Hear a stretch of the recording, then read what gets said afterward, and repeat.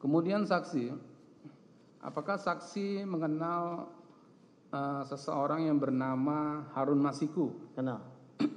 Bisa dijelaskan Harun Masiku ini profilnya siapa? Apakah dia kader atau bagaimana prosesnya sehingga bisa menjadi kader di PDIP? Saya dikenalkan Pak Harun ini saat momentum pencalekan. Pada saat apa? Momentum pencalekan. Pada tahun? Tahun 2009. 2019 apa 2019, sorry. 2019. 2019. Oke. Nah, di situ saya tahu dia itu kader baru. Oh, di situ saksi mengetahui dia kader partai. Karena saya nggak pernah kenal sebelumnya. Nah, pada saat itu apakah Pak Harun Masiku itu juga caleg untuk pemilu pada tahun 2009 itu? Ya, caleg. Caleg ya. Itu di dapil mana sepengetahuan saksi?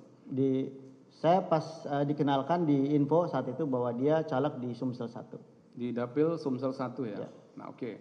Sekarang pertanyaan saya kepada saksi. Siapa yang mengenalkan, di mana perkenalannya, dan dalam rangka apa perkenalan pada waktu itu? Yang memperkenalkan saya itu Doni, saudara Doni. Doni Tri Istiqomah? Ya. Nah, apa yang disampaikan Doni Tri Istiqomah sehingga saksi harus dikenalkan dengan Harun Masiku? Jadi saat itu Doni cerita kepada saya, karena setiap hari saya bareng sama Doni. Doni cerita bahwa dia dapat perintah dari partai, sudah di pleno, sudah ada keputusan partainya untuk ada satu masalah di dapil Sumsel 1 di mana caleg terpilihnya meninggal dunia. Dan di situ partai memutuskan untuk keputusan partai itu untuk mengisi calon caleg terpilih di situ menjadi Harun Masiku. Sebentar saksi ya. Ya. Yang disampaikan Doni itu yang meninggal itu salah satu caleg atau caleg yang mendapatkan suara terbanyak pada waktu itu? Caleg yang kebetulan suaranya terbanyak. Itu yang disampaikan Doni ya? Sama Doni. Jadi kita ngobrol dulu. Ngobrol ya? Diskusi dulu. Ini apa ceritanya kan? Ya. Seperti apa? Dia dapat penugasan itu dan dia minta bantu dibantu support, dan kemudian setelah itu ya sudah, mana orangnya kan gitu. Pada saat itu saksi kan menceritakan mendapatkan tugas partai untuk apa tadi? Untuk apa tadi tugasnya? Tugas Doni tadi yang disampaikan ke saksi. Tugas Doni itu untuk dia cerita dulu. Ya. Ceritanya apa? Dia cerita bahwa dia dapat tugas dari partai. Ada satu case di dapil Sumsel 1 di mana caleg terpilih yang suaranya terbanyak itu meninggal dunia. Dan kemudian atas nama Najrun Kemas. Dan suara terbanyak berikutnya itu Rizky Aprilia. Kemudian dia diminta bantu untuk menyusun sebuah fatwa yang diajukan ke Mahkamah Agung untuk supaya suara caleg terpilih yang meninggal ini diserahkan ke partai supaya partai punya otoritas memberikan surat itu kepada siapa sesuai dengan keputusan partai. Nah, di situ dia bilang bahwa sudah ada keputusan pleno Harun Masiku yang ditetapkan menjadi caleg penggantinya. Di situ, dan kemudian Doni ya udah saya kenalin nih ke Harun Masiku. Di situlah saya kenalan. Ya. Nah, pada saat itu Doni menceritakan yang memberikan tugas kepada dia itu siapa? Pak Sekjen. Pak Sekjen ya. Nah, kemudian pertemuan saksi dengan Pak Doni dengan Harun Masiku itu di mana pada waktu itu? Saya lupa tempatnya. Biasanya bertemunya di mana? Kita biasa di kafe. Gitu. Ya, di kafe mana? Banyak ada di situ, yang paling dekat kan ada Megaria, terus dia ada di kafe yang di mall-mall seperti itu. Ya, ini kan ada di BAP Saksi nomor 27, biasanya ketemu di Metropol Menteng atau di Mall Plaza Indonesia Grand Hyatt. Iya, betul. Seperti itu ya, sering ketemu di situ ya. Betul. Baik. Nah, kemudian saksi ya, pada saat pertemuan bertiga tadi, ya kan saksi diminta. Ya. Permintaannya apa? Diminta oleh Doni. Doni apa yang disampaikan pada saksi? Diminta bantu. Diminta untuk bantu untuk menjalankan misi ini. Menjalankan misi. Ya. Apa istilahnya? Menjalankan bahwa misinya cuma hanya dua di situ. Satu, turun dari Mahkamah Agung itu semacam fatwa. Ya kan? Yang kedua adalah bagaimana Harun karena sudah dapat keputusan partai seperti itu harus jadi DPR RI. Gitu. Ya. Baik. Berarti pada saat itu Doni istri Istiqomah itu ada mengatakan akan mengawal perintah dari terdakwa ya? Ya. Selaku sekjen untuk pengurusan Harun Masiku. Ya. Ya. Baik. Nah kemudian pada saat itu apa yang saksi sampaikan kepada Harun Masiku dan Doni setelah ada permintaan dari Doni? Ya kami di situ diskusi Pak Jaksa. Ya. Ingat saya itu kita memang sebelum melangkah kita harus detailkan dulu materinya. Kita simpulkan di situ hanya ada 3 cara untuk mengganti untuk mengisi Harun ke jabatan tersebut. Yang pertama adalah pemecatan. Ya. Yang pertama adalah PAW, sorry. Okay. Nah di PAW itu untuk melakukan pergantian antar waktu dari Rizky kepada Harun, jalannya tunggal, hanya pemecatan sebagai anggota, dan itu tidak mudah. Itu dianggap hal yang tidak mungkin. Kenapa? Karena saat itu PD Perjuangan kan sudah menjadi partai modern Pak Jaksa, di mana artinya memang ini organisasi semua tata perilakunya, tata organisasinya sudah diatur oleh regulasi, oleh peraturan partai, sehingga itu kita geser tidak mungkin. Yang kedua lewat jalan normatif. Yang kedua lewat jalan minta Rizky mundur. Itu diskusi kami saat itu pertama. Minta Rizky mundur ya? Itu salah satu solusi. Ya. Itu pun hampir tidak mungkin karena kan mana ada orang yang sudah berdarah-darah menjadi DPR rela mundur begitu saja tanpa kompensasi. Kalaupun dengan kompensasi itu belum tentu kan. Itu yang kedua. Yang ketiga adalah secara normatif melalui jalur hukum. Ya. Nah, Doni saat itu sedang mengupayakan fatwa Mahkamah Agung. Jadi jalan itu yang kita tempuh saat itu.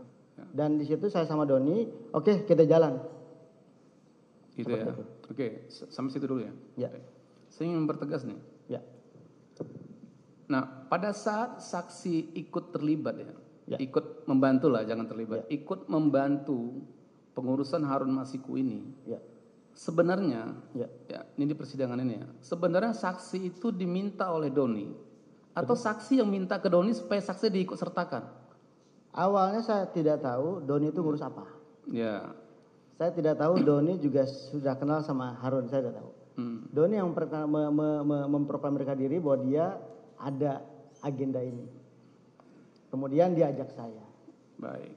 Nah pada saat saksi bertemu dengan Harun Masiku itu sudah ada ini belum? Penetapan bahwasanya Harun Masiku sudah ditetapkan caleg nomor berapa gitu?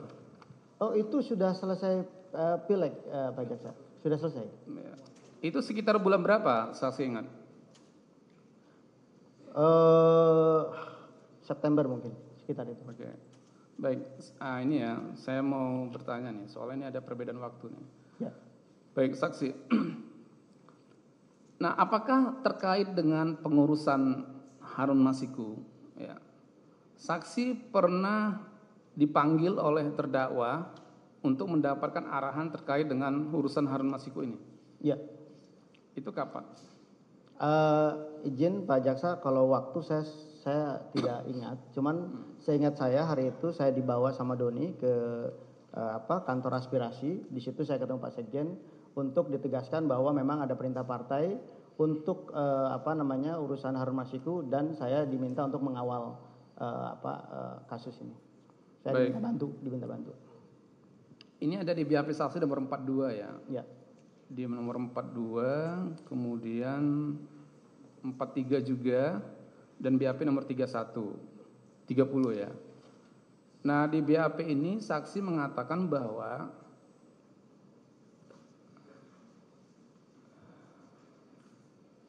baik.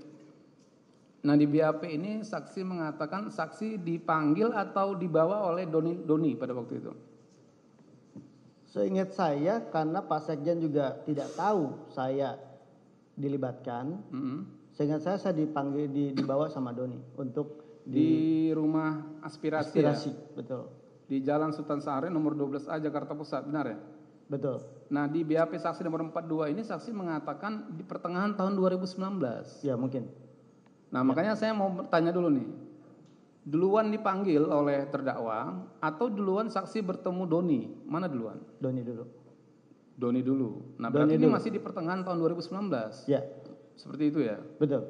Nah, kemudian pada saat itu apa arahan dari terdakwa kepada saksi dan Doni istri Istiqomah? Bahwa satu saya sudah jelaskan juga di BAP bahwa ini ada keputusan partai tolong dikawal. Ya, awal seperti itu ya? Ya. Nah, saksi ada bertanya pada waktu itu kenapa harus Harun Masiku gitu? Ada nggak? Dulu sebagai kader kita nggak hanya menjalankan Hanya menjalankan tugas ya. Baik. Nah kemudian saksi ya terkait dengan kronologis ya,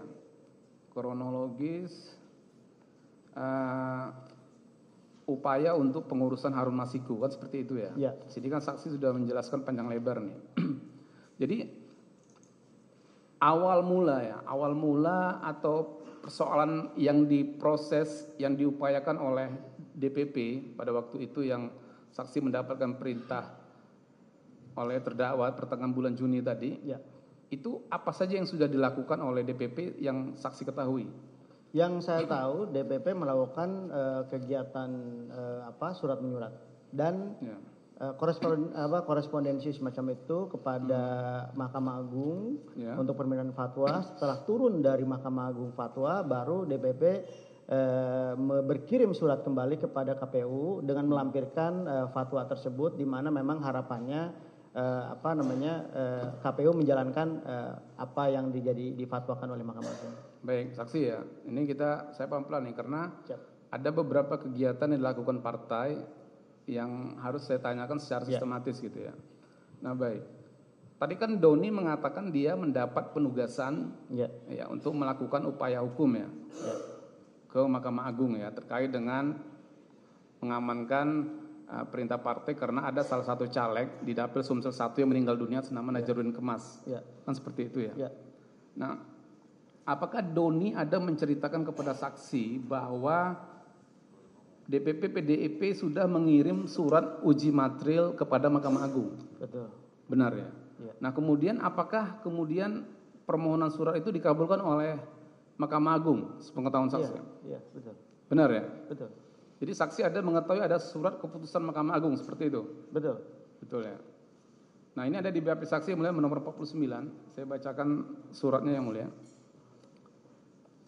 Di BAP nomor 49 ayat 2, saksi menerangkan bahwa pada saat itu Mahkamah Agung mengeluarkan surat keputusan Mahkamah Agung nomor 57P /Hum/2019 yang berisi bahwa suara atas caleg yang meninggal dunia di Dapil 1 Sumsel seluruhnya suaranya dikembalikan kepada partai pengusung yaitu PDI Perjuangan. Betul.